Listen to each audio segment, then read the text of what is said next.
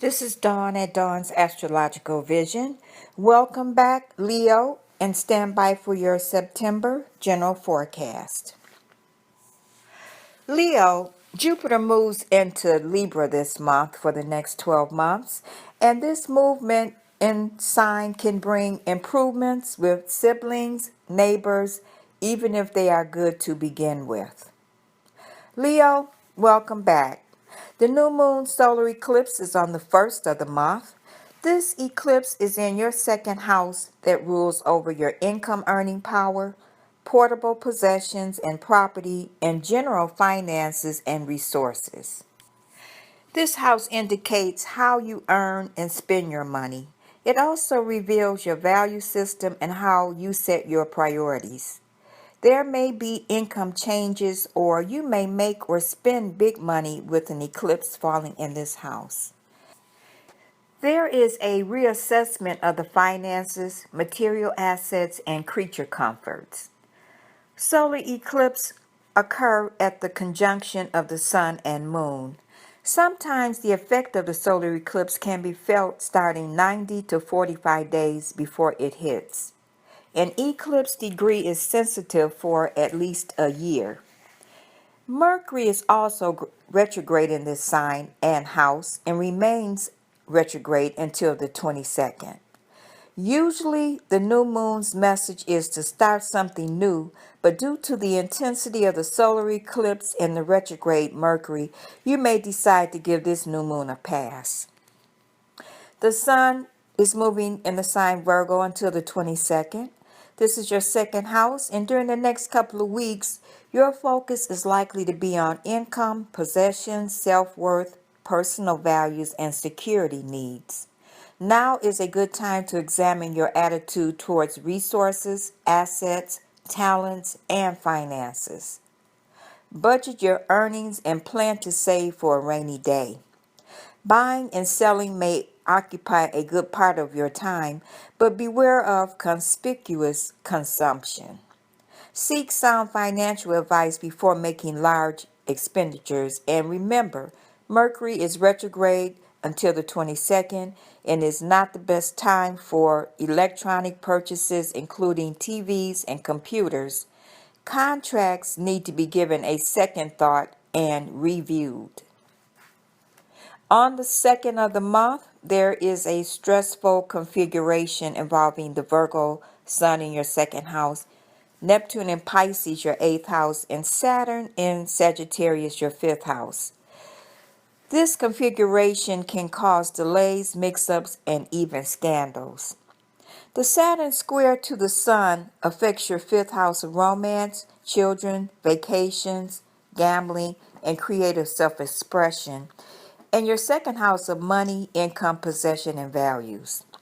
Sun Saturn squares can bring about a few difficult days during which you confront obstacles, delays, and obstructions. Your best bet is to keep calm and stay under the radar.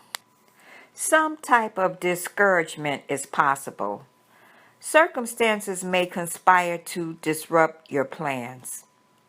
Secondly, the opposition from Neptune in Pisces to the Sun in Virgo can bring brain fog. For you, Leo, Neptune Sun opposition can bring about self-deception regarding business and financial matters. If possible, wait a few days before making any decisions regarding joint finances, taxes, insurance, and inheritance. These two planets are in your money houses. Mercury is still retrograde, and this is not the best time to sign contracts, revise business plans, or finalize business agreements. If you have to sign any documents, make sure you read all the fine print twice or 3 times before signing. There is a productive trine aspect and a constructive sign change during the Labor Day week. On the 7th, the Virgo Sun and Pluto in Virgo trine and gives us the opportunity to successfully manage the details of any projects or relationships. This aspect affects your 2nd and 6th houses. This aspect tends to deepen your awareness of life through very intense experiences. Pluto's function is to eliminate old thoughts and patterns of behavior that are impeding development and maturity. Your house of attitude towards money, personal wealth and property, business activities, and how you meet your financial obligation, and your sixth house of work or services rendered, employees, detailed responsibility, health, and pets are involved. For about 3 days before and after the 7th, you may have the opportunity to make some profound changes. Focus on clearing away whatever no longer serves a purpose in your life. Remember, matters that you begin during this time set forces into motion for years to come. Forces that bring deep satisfaction and significance to your life. On the 9th, Jupiter moves into your third house and can bring changes to your routine. More opportunities to learn new tasks or study, new neighbors or contacts, and better relationships with your brothers and sisters are possible.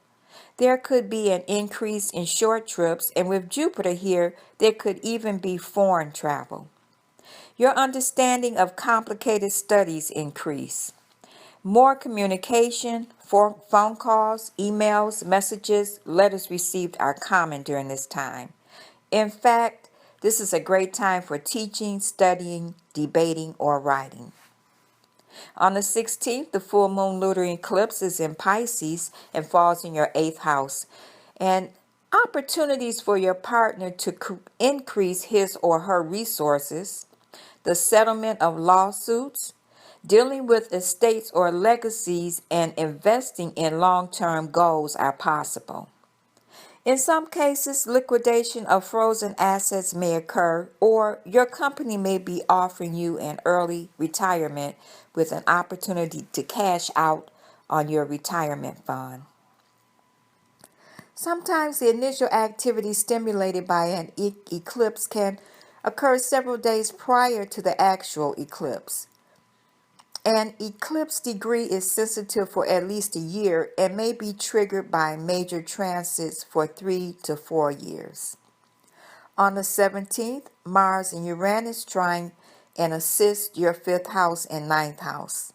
You can handle competition and you have the energy and determination to advance your independence. If you have situations that frustrate your aims, they tend to drop away with ease now.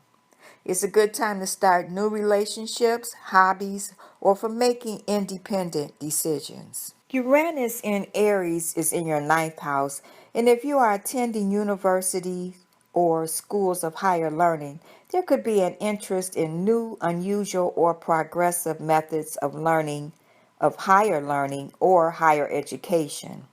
Some opportunities for travel by air may occur.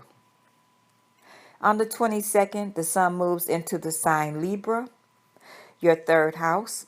Be prepared for lots of phone calls, visits, and short trips in the month ahead. Contacts with siblings, close kin, and neighbors are likely to be frequent or more involved. On the 23rd, Pluto in Capricorn and Mercury in Virgo trine. This is your 6th house and 2nd house being affected. You are sharpening your wits and energizing brain power. Also on that day, Venus moves into Scorpio until October 18th. There can be family, social gatherings, and for some, romantic activities in the home.